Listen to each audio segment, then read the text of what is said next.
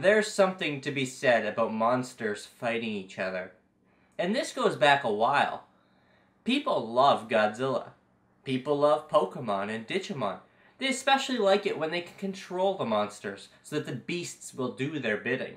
Similarly, people tend to really like card games. Something about the trading or the collecting. It's addicting in a way. So you have something like Yu-Gi-Oh! That combines the monster fighting with the card aspect, and it's a hit. People love it. But I guess it's not a guaranteed recipe for success. I mean, it didn't work for Lost Kingdoms, did it?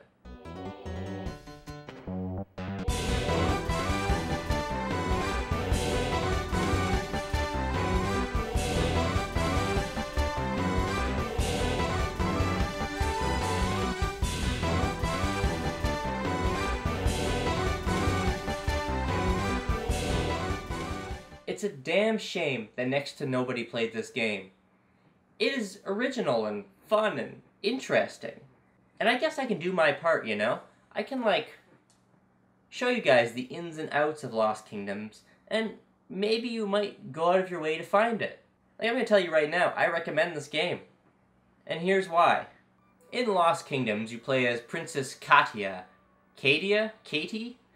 I'm gonna call her Princess K. If that's okay with you guys. There's this dark mist slowly creeping in on the land, covering towns and making forests disappear. And in the mist live monsters, horrible, hideous monsters. Princess K's father, the king, goes out to put an end to this mist, but he disappears, leaving Princess K with a magical rune stone. The story's a bit meh. It's just kinda a bunch of RPG cliches thrown together. There is a cool twist later on, but it's kinda too little too late. What we're really interested in is the gameplay. Lost Kingdoms features a fairly original battle system. It's real time, but you don't directly attack your enemies. You throw down magical cards that summon different monsters to do the fighting for you. You're still an element of the battle. You can be hit, you can move, but the focus is on how you use your monsters, where you put them, which ones you choose to use, and whether or not you run out of cards. You get 30 cards, you can fully customize your deck from hundreds of different options. Some monsters are summoned down and fight for you as independent creatures. Some serve as weapons, so if Princess K is standing somewhere, a giant sword will swing out of her and do damage. Some cards alter effects of others, so if you throw down a wizard, he will power up your other cards that are on the field. You can also set traps, little creatures that hide in the ground and explode. Or there's these giant kind of cinematic attacks, like the Lycan or the Griffin, where the whole game just pauses and shows you its mighty attack. Those are the ones I like the least, because the cutscene's always the same, and it kind of throws off the momentum of the fight. But not so much that it's an issue.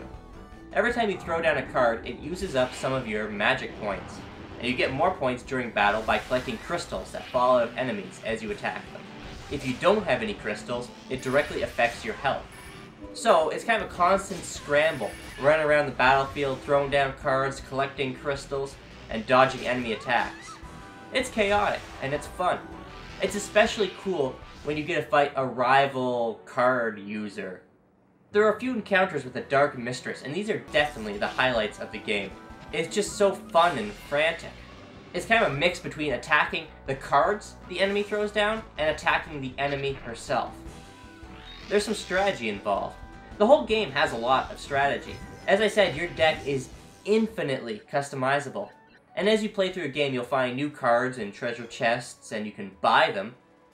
At any point during the game, you can just pause it and look at the details for a certain card. You can see what it does, what it's weak against, what it's strong against, how much damage it does. It's a true RPG. You can even level the cards up, and that gives you the ability to transform them into other cards, copy them, or you can sell them for higher prices. When you're fighting, the cards will pop up randomly. You have an option of 4, which you can use with the 4 GameCube buttons. You can discard them, but I do not recommend that. It kind of sucks when you have a hand of cards that aren't really useful at that given time, but it's probably better just to throw them down and get some use out of them than to throw them away. Because when you're fighting, the biggest worry is that you're going to run out of cards. You get 30 for the level. As you're playing through the level, you use a card, it's gone for good.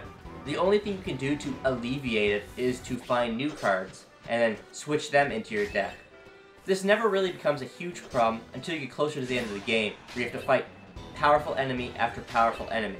I guess it's kind of a tradition for RPGs to take bosses from earlier in the game and use them as common enemies later on. It kind of shows your growth as a character and how you're so much more powerful than when you began. I'm thinking crossover, Yugi versus Princess K. Yeah, that'd be pretty cool, wouldn't it? Except Princess K would totally win, because Yugi's stuff is like holograms and her monsters are real. So Yugi be like, I summon the Black Magician.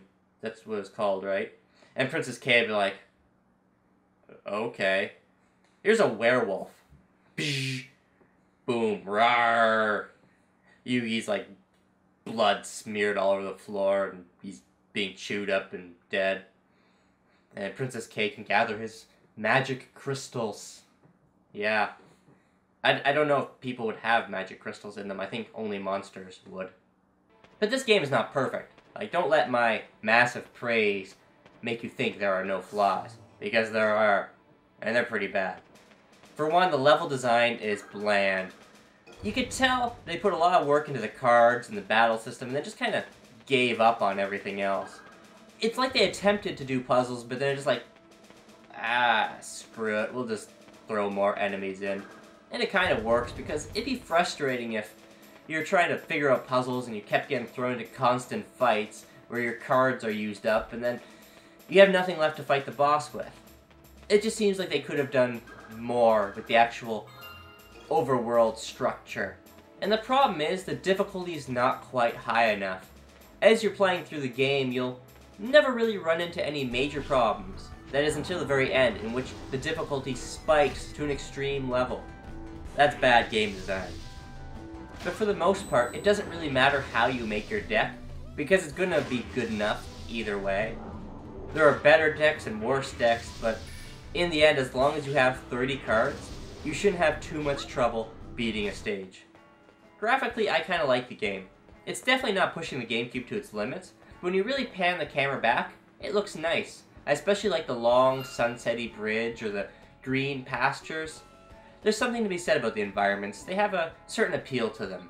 They're not exactly mind-blowingly original, but they're definitely pretty. Except, of course, for the sewer level.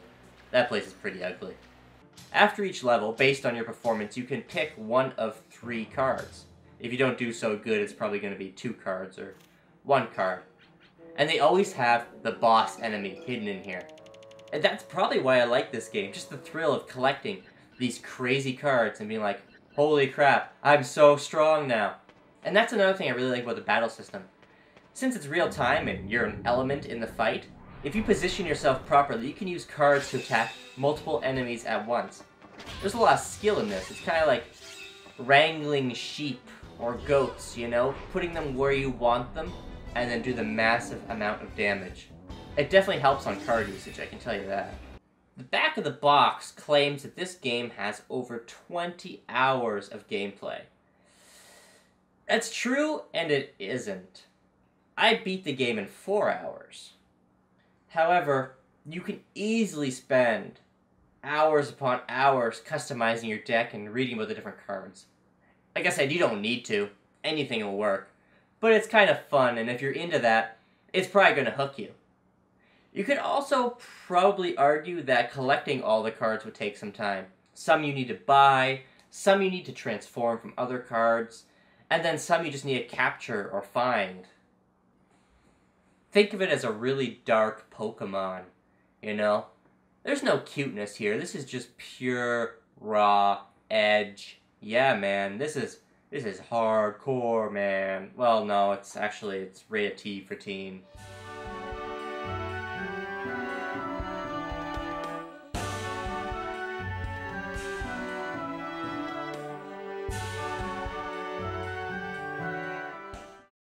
Lost Kingdoms. Lost Kingdoms. I wonder why She can't summon a smoke monster. Think about it.